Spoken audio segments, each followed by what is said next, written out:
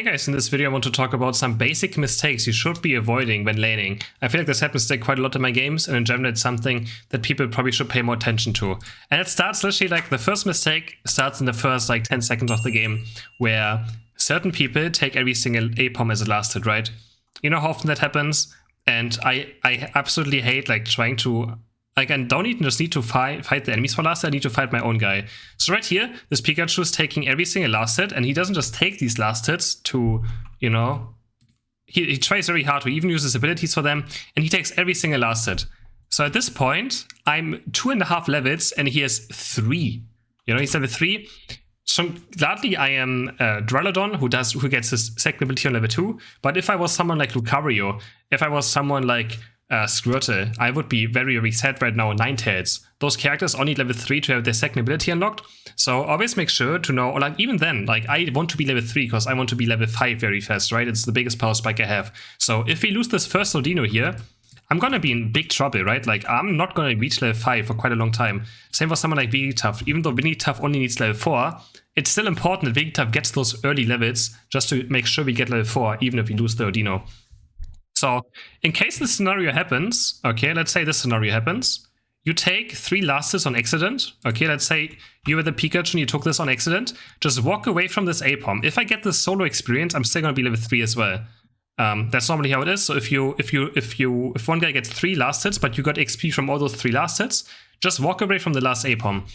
And I think I actually not even this game I wasn't even in XP range. I don't think I was in XP range of this, was I? No, I was, yeah. Just walk away from the APOM. I think I wasn't. Was I in XP range on this? No, I wasn't in XP range of this. But yeah, in case you get all XP from these 3, right? Walk away from the last one.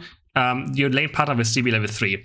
And I think that's something people don't pay attention about. Like, it's very important that you play around power spikes of your laners. All right, very, very important. I'm gonna go into some more tips too. Let's talk about this first, because I think this is very important, right?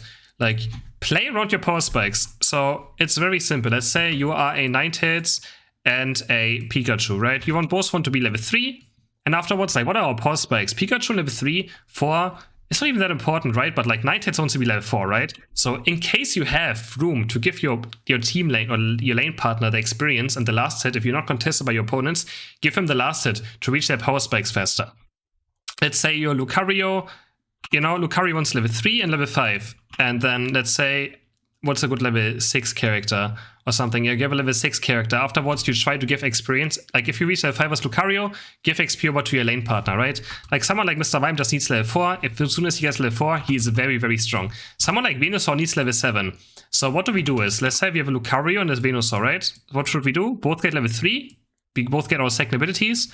Afterwards, Venusaur gives every experience to Lucario to be level 5. And afterwards, Lucario tries, if your lane is not contested, gives experience over to Venusaur, so Venusaur can maybe reach level 7 for the Dread fight.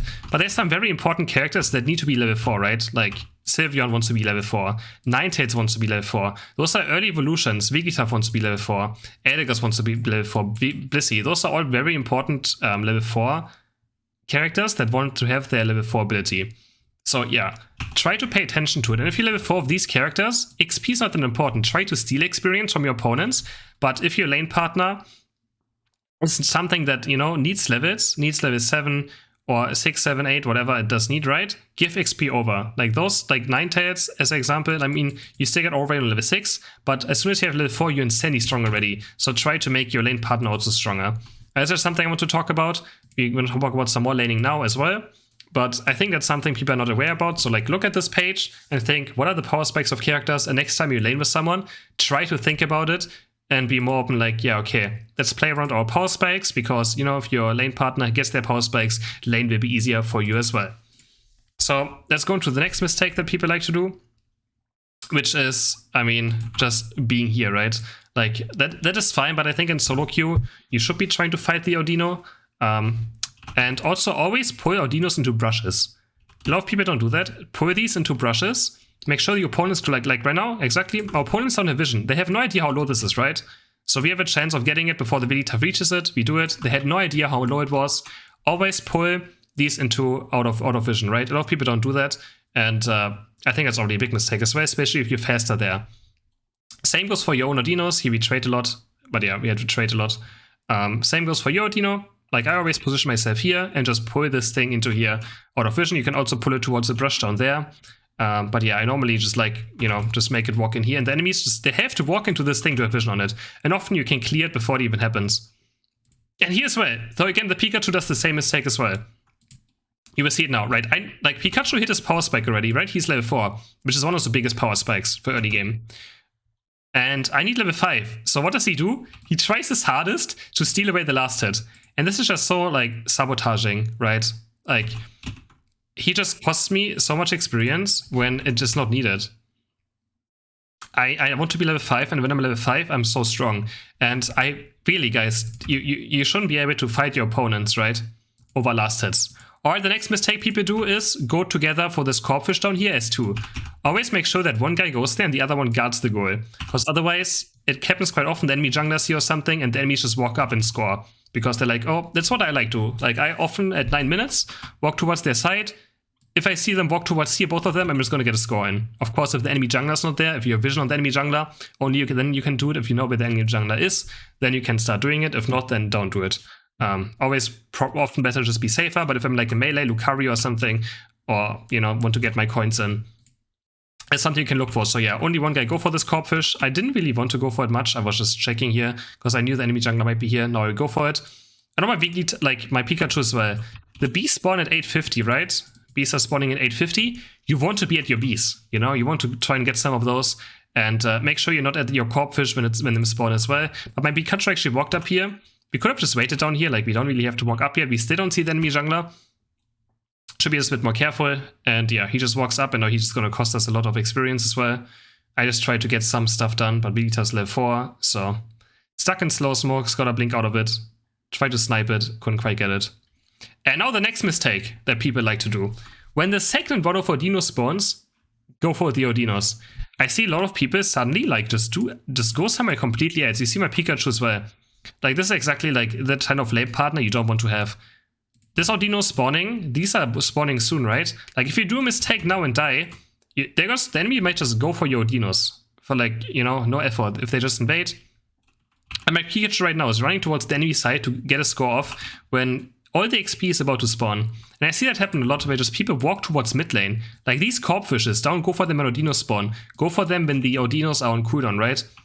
Remember, they have 1 minute respawn timer, 1 minute respawn, so you kind of know when you kill this one and this one down here, you kind of should know when the next Audino is going to spawn. That's something you should be aware about. I mean, Pikachu's goal getter gets 13 coins in. But yeah, if the enemies just like know that, and I'm low now, they could just go for my side and start pressuring me. Luckily, they don't do it. I still get the experience.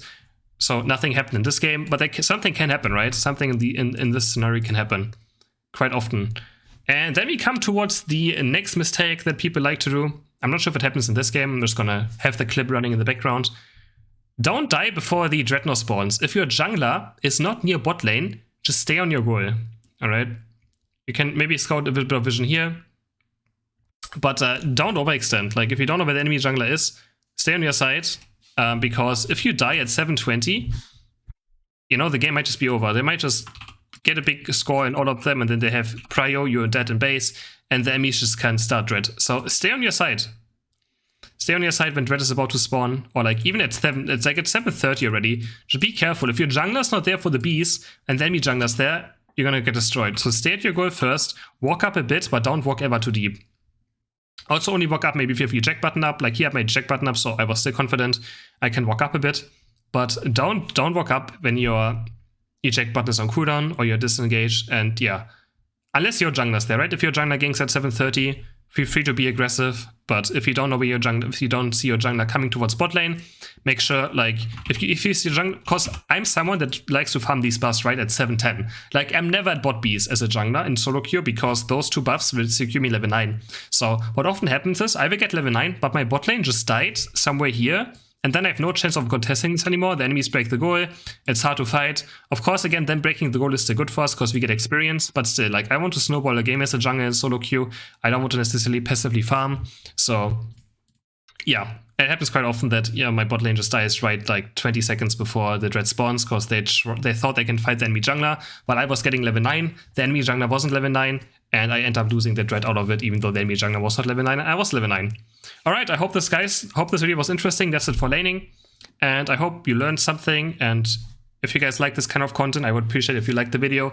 Subscribe to my channel, let me know in the comments what else you would like to see. This was pretty basic mistakes, but those are mistakes that just happen very, very a lot, and that's something for sure worth talking about, I felt like. But yeah, see you guys in the next video. Bye!